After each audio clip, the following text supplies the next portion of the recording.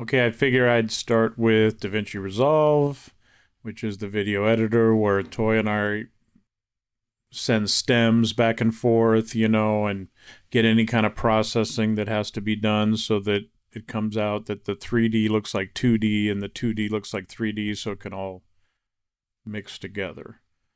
So where I usually start is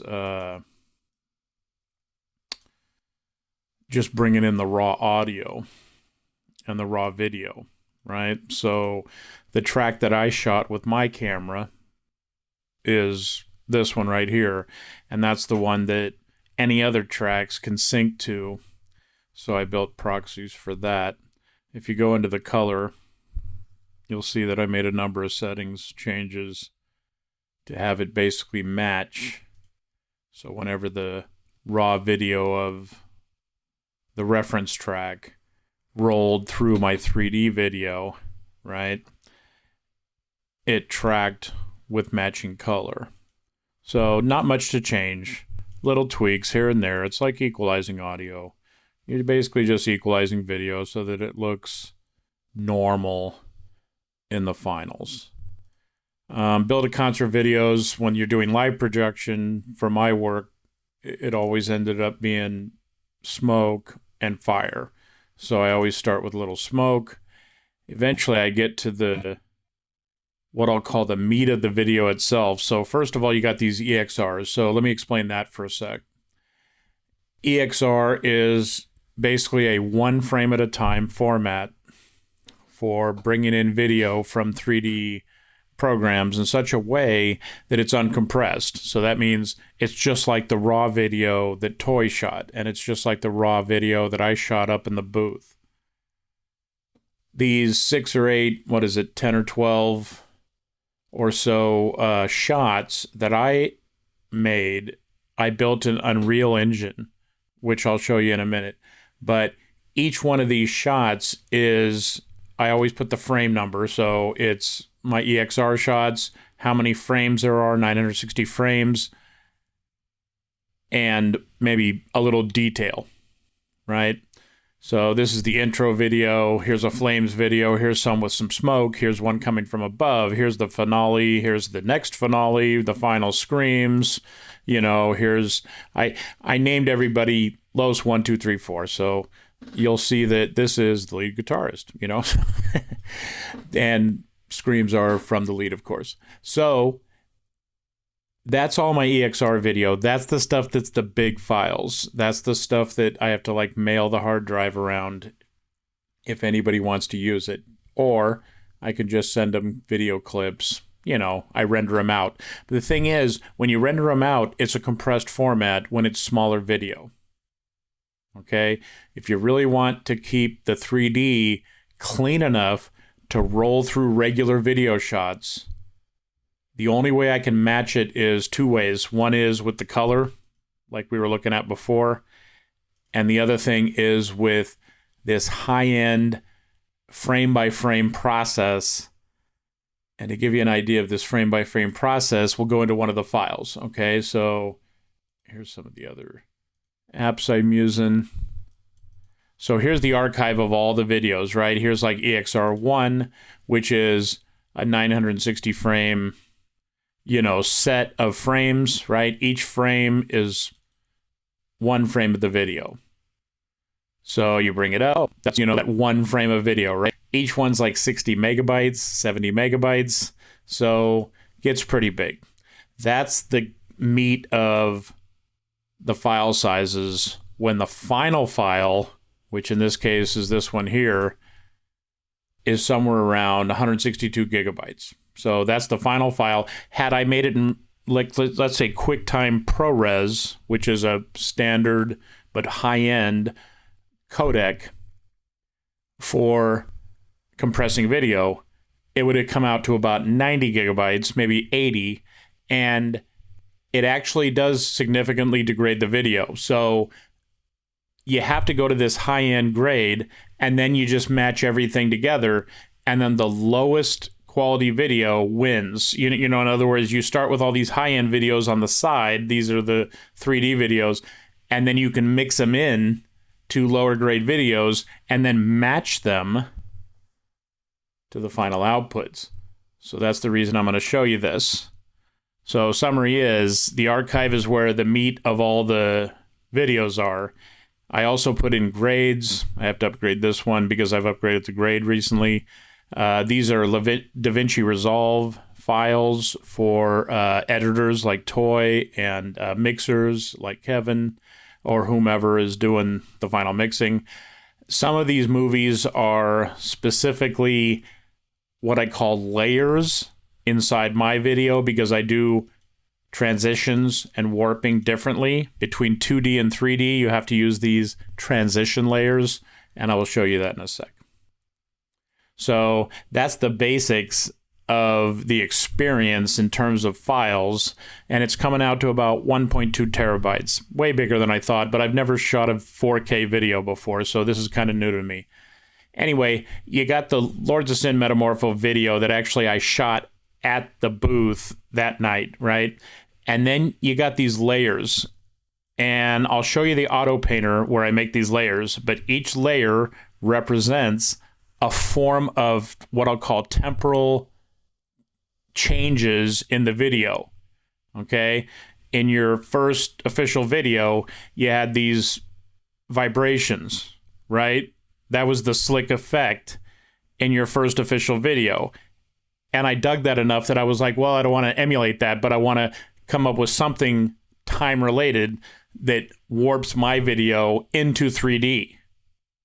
Okay? So to warp the fire effects that you see in the finale of this video, you got to take the existing footage, let's say even the toy handycam footage or any of the footage that came from the floor, you've got to warp that into the 3D so that not only does the color match, okay, everybody's about color matching, the color matching is very important, yet you also have to match the fact that when you go from 2 dimensions to 3 dimensions, you have to kind of trick the mind into believing that you've moved into 3D.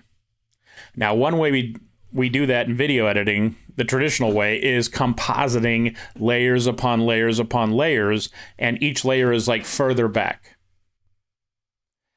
That's a perfectly good way to do it. In the new metaverse technology, you got these 3D characters, right? So you're watching the 3D characters as they come up in the first part of the video, and I'll use that 3D process in any visualization that I use. This process needs to melt into whatever 2D process is coming, right? And the meat of your video for live footage, or even if you integrate any of this into the studio footage, is you got to basically meet the normal track. You know, in other words, the base tracks that are coming in, toys footage, whatever footage you're using from me, you match the good grades, so you got the good lighting, best lighting you can get in that particular environment, and then you integrate it into the final mix, right? So you got your final mix.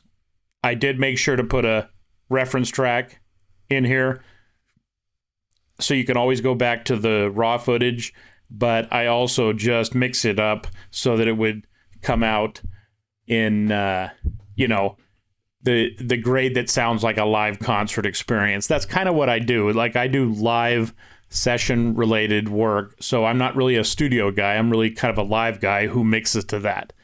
So back to the layers, I've got a windy layer, I've got this, dreamy dark, I've got this fire synth, I've got this warp layer, okay? And each one of them, if you roll through the properties, what I basically do is I composite it on top of the main video, and it lets me do things to the main video. Windy is where I got the smoke effects, so that way I match the smoke you were already firing up on the video. Dreamy Dark helped me dial up a little bit of the highlights on the characters, because that's hard to do with color grading. It's really about lighting and making sure you have lights on the characters. So if the projector wasn't pointing towards one of these two, they'd be in a dark area. The fire effect you'll see throughout the video. That's kind of the meat of it. That took like 4 or 5 days to render that video. That one is so that you can get the what I'll call reflected fire on all the objects. Okay, so let's say the whole club is burning down, right? And all this psychedelic imagery back here is all coming through from the liquid lights. You want to make the fire look reflective on the characters too. So this is the layer that creates that effect, basically fakes that effect. And then the warp layer is for the temporal effect, because throughout my videos, there's a temporal effect to go from 2 dimensions to 3 dimensions. So you roll through the video, and eventually you get to things like this shot, right? This was built in the Unreal Engine. I composited into the main video. See, this is just the main video. Down here is the regular raw track that everybody's going to sync to when you finish, taking or leaving any of the tracks. And as you roll through, you get a piece of whatever new action that I'm building into. So, for example, this one is rolling through 2 different tracks. I think there's a composite of the smoke from the beginning. This is a little composite of the smoke from the beginning. It's rolling through a shot that's going between the lead guitarist down to the drummer, and then back into the main video. The main video getting darker the whole time, because as I layer in the traditional music video style shots, right, but using 3D to do it, you're really going back to the main video. So by the time you get to the solo, you get to the big solo moment, right, you're going to just roll through it and you're going to go back to the main track. The main track, all I did was enhance the color enough so that the background colors from the projector didn't overwhelm the players, but also came out as psychedelic and weird in the back too. And I painted to that. So all these 3D effects you're seeing down here are actually pre-painted tracks to the main track. Okay? So, for example, let's say Toy brings in another track and he's got some handycam footage. You're actually seeing him getting painted into these tracks down here. So is the guy who does the cell phone footage. And as you watch these tracks, you realize, oh, I need another shot that's a little bit more of a close-up of the lead singer while he's screaming, and so on, right? So you grab these other tracks, you have to pre-paint them with each of these layers. So that actually takes some time, but luckily when it's only, one track or a couple of tracks, you got Toy's Handycam track and you got one track from the floor back in the back, or maybe 2 tracks back in the back. Each one of these tracks has to be re-rendered so that I can then add them as tracks down here in between the main track and my 3D tracks. Once I add the new painted tracks, we can then bring them in and out in a warp style fashion. Okay, that's what all these tracks are about. Each one can be brought in at a certain level. For example, right now, if I were to click on Fire, he's at this level coming into the track. So the fire is actually showing up on the lights. Dreamy Dark looks like it's coming in pretty hard. So Dreamy Dark is helping me with the darkness and the contrast on all the characters so that they don't black out in the back of the painted mix. Temporal Drip is the weird part. That's like the psychedelic mix that brings in all the time-based effects so that when you see people moving, they look like they have trails, and it's kind of got that LSD, it's leaning in to the LSD thing. The windy effect is an old school effect that helps darken a video, but ultimately darkens the darker characters. So that's where I had my brightness problem earlier, and I had to fix that by kind of pulling back on the windy effect. The windy effect is basically leaves fog effects dripping off of the characters and off of all the equipment, and I'm bummed that I had to bring that back because otherwise we would not have been able to see the darker characters. So we kind of had to pull that back a little bit, and I did that recently in an update. You get back toward the end, and you've got like some more stylized effects. Okay, this is just a drop down on, you know, a couple of characters. It can always be brightened. It can be added to other shots that you want to add to the mix. This is more of a compositing trick, which is I'm taking all the flame effects that I don't want to show off too much until I get to the finale. I've got some flame effects, so what I'm using is these flame effects as a composite in the middle of the drawing. Let's see if I click on this one. Yeah, see, it's burning in the color into pieces of the drawing to make kind of a psychedelic, you know, wash effect across the existing video footage. And as it rolls through, kind of melting into the 2D scene. So that's the 3D effect. Okay, you had some 3D stuff going on there, right? And as it rolls through, it brings back the 2D effect with some shoots off somebody screaming, right? So the idea is you synchronize the 3D with the 2D, but you have to not only match the color, but you have to match the warps too, so that they kind of transition together. And that's the reason I can't use traditional compositing effects. I mean, I use a little bit of color burning, but most of the time I'm just doing opacity. So I'm just transparently washing between the regular footage and the painted footage. Now, the painted footage can also be applied to the added footage that anybody gives me or gives Toy. So you give them footage, we apply it in a different way. So I've kind of showed you everything on this one, other than taking a look at the final effect, which, before I move on to show you how we do the painting, this is the finale effect. This was like 120 gigabytes, and I was able to basically move a 3D scene that was in a video game. Okay, so I took in all the 3D characters and basically burst them into flames as if they had been shot by a flamethrower, let's say, in a video game. Okay, then I added a bunch of virtual set equipment so that it looked like, you know, the scene that was created at the live video shoot. Okay, so there's some basic, you know, there's stage, monitors, right? There's some stacks. There's some props, right? These props are literally just standing next to the characters.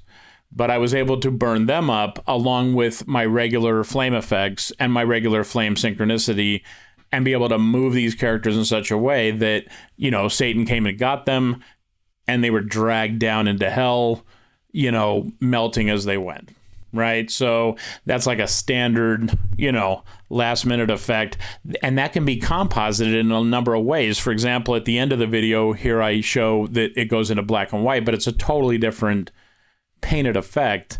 And by the time I'm done, you can either leave out or leave in. See, so it's coloring back into the original video. See how it's getting back to the original video. And this is the end of the video, everybody kind of signing off on that song. And as we finish up, it brings back, see, all the original colors that were happening in the background. And the only thing I did was I repainted those colors throughout the whole video, one frame at a time, with these layers down here, okay? The fire paint, the dreamy dark, the temporal drip, the windy, and this warp. And we can repaint those onto any new footage you give me. So that's the reason why this video is very important to me, to show you how that gets done. A few other tools that I use are Logic to get the audio to sound like how it sounded the day we shot the gig. And for example, I use individual compressors and equalizers and limiters to get a sound that sounds like the equipment that I use in the concert. I find the tools that I like, and then I'm like, okay, there's the volume adjustment that I like, and here's a limiter that I like using, and it has a little simple compressor on it because I don't do a lot of compression, but when I do equalization, I kind of have to limit it. So I use these emulations of fancier rack pieces to make it sound a little bit more studio controlled, but it's really just to emulate the live experience. I have a console that brings in, for example, this video that we're shooting, right? So I'm bringing in my audio from a Shure SM81 into an emulation of a vocal compressor that I would use, say, in the field or at a concert. Logic, of course, is used to remaster the final mix, so that even when I send a reference audio to somebody, they can get what they need. The background part of the process is about the 3D. And I thought for the curious, I would show how that's done. I would normally start with the Unreal Engine because everybody knows what that is, who is into video game development or any kind of filmmaking, is we use Unreal Engine, which is a video game engine, to do virtual production. Now, in this case, I have a virtual production that I'm using that brings in the 3D characters that I built for, for the Lords of Sin footage, right? So here's everybody doing their little animations. Maybe I'm firing off some smoke effects, right? I have all this listing of different fires, different effects that I have in the video. And I'm actually sequencing it up very similarly to how video production works. For example, this is moving a camera toward a particular location, right? But it's just a virtual camera. And then I have the 4 characters from Lords of Sin, right? And if I were to go and get off this camera, so I'll show you by getting off this camera, and I come back around to take a look at the characters. Had I wanted to do something to the bass player, I would just click on him, and I'd be able to change whatever he's connected to. So I'm able to build my animations and my final rendering, they call it, from this engine. This is where I export the final frames that make up those ridiculously huge files that I'm showing when I build the videos. The way that I build the animations, this is kind of a over-animated version of something. The way I build the animations is just like you're seeing. So I go into these engines where I can do a particular task. For example, in the Unreal Engine over here, I'm doing rendering, which means the final lighting, something that makes it more like a studio product. So I'm able to broadcast that final frame of video. Over here, I'm doing more of the development part. So I get into the idea of having to build a character. I build a character. He's inside the project. That project has, whatever number of characters that I need to be able to change. I have animations that I can change inside that character. So as I roll through, I'm actually animating the characters, right, in such a way that I can sync them to a beat. Okay? The stuff in gray is actually something that was transferred by the Unreal Engine. So I could then have something in both engines.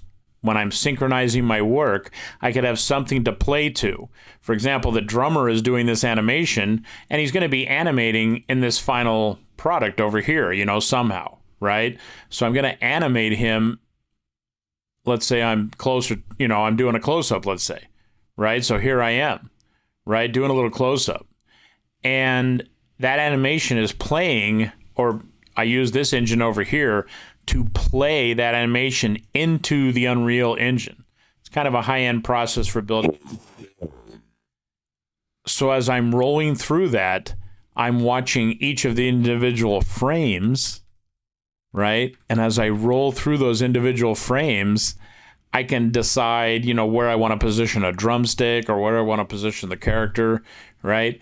And then by the time I transfer it or I sync it up to here, and the synchronicity is just like how Toy has to synchronize video tracks when he's doing a final mixdown, okay? Some of the tracks that I use for the 3D stuff, for example, they get out of sync just like anything else gets out of sync. And for example, I get a drumstick that starts showing up, you know, 3 inches away from his hand. And then that's some frames that I just can't use in the final mix, right? So when I'm building my animations, the meat of the process, the first 2 months of my process, but it only takes me a couple weeks nowadays because I've gotten better at it, is I'm building these characters and I'm making them ready for animation so that I can then animate them in like a final product like this.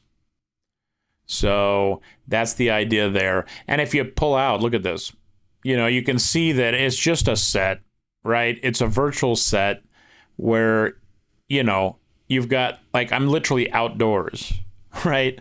And I just, you know, I do the best I can with the lighting until I get something that's dialed in where I'm actually shooting the video. So let's say I'm shooting the video right here. I dial it in for right here. See how it looks like, oh, all this smoke's coming from wherever, right? As I get closer, you can't even tell the difference between that smoke and any other smoke. So when fire occurs, then I can mix the smoke with the fire, right? See, and these are the kind of shots that I can grab. If you want more shots of this, more shots of that, that's how I grab it, okay? So I'm showing you this in a virtual PC because I actually use a PC for my animation and I use the Macintosh over here for the video editing, the color editing, and also most of my sound tracking that I do with the sound tools, I do from here. And this is the final uncompressed video. It is like 170 gigabytes and it's clean. It looks exactly like what you would track in some other video for a live scene, but it's really, I wanted to show you how I use these tools, because if I don't show you the basics, then you kind of don't understand how you can integrate your existing footage, or let's say existing videos, okay, into the footage. Here's a painter tool that I use, for example, and you'll see it. It's literally painting a scene, you know, onto my canvas in such a way that I'll understand, you know, what I'm going to get from the final 3D effect. Okay, for example, if I went in here and I added a file, I'm going to add your video because that's the easiest way to get into that. Looks like it didn't pick me a source.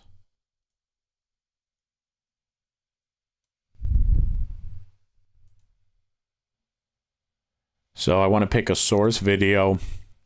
Oh, here we go. And let's say I'm working on the finale. So this is the final shot in the video. I need it to be 4K at the end, but I'm bringing it in actually from a source video that does not need to be high resolution. So it's just a little trick. And once I have it in there, I can zoom full out. So now I can see the whole video. Now let's say I'm going to search for a particular effect that I want to, or a particular layer, like I was showing you in DaVinci Resolve.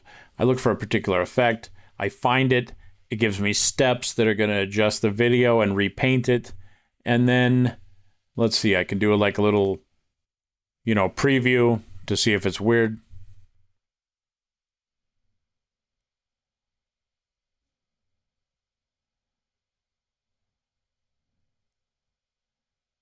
And I don't have much going on yet. So doesn't show me much yet. So what I do is once I have designed my effect, okay, see, these are just like transitions in a standard video. Once I design the effect, I build it in the painter, And then inside this product, I apply it as a layer to bring out the colors. For example, see these colors are out here, and see some of this painting effect here, and the fire flames effects that are happening on all the equipment. And the lighting that comes in from the real life lighting that was happening that night, right? It was coming in, but it was coming as white. I can then color and paint that effect into the video.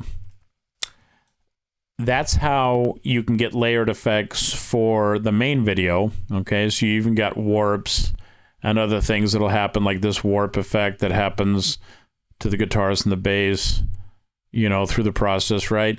That shows you you're metamorphosizing, right? You're metamorphing, right, into the final video. So there's you guys, you know, and you're burning down like you asked me to. You know, you're burning down into hell, right? But it looks enough like the set that it works. So that's what I wanted to show everybody.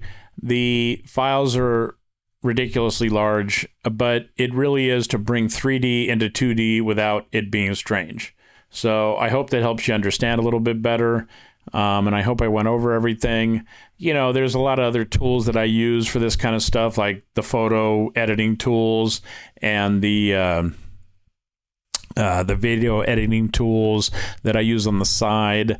You know, I use the noise reduction and things like that to make the video look a little bit cleaner, so that when I paint it, it looks a little bit smoother. And when I get a final effect, I can say, oh, that's how I wanted the final effect to look. You know, like if I knew that each frame looked that clean, then I'd be like, okay, then the final video is going to look pretty damn clean, right? And if I go back to some place where it's not so clean, you know, we have some obvious blurring and whatnot, then what I do is I add smoke effects just like we do in live concert environments. So I hope that helps you understand how we integrate 2 dimensions into 3 dimensions. And if you want to use any of the 3D footage, you know, happy to help. Peace.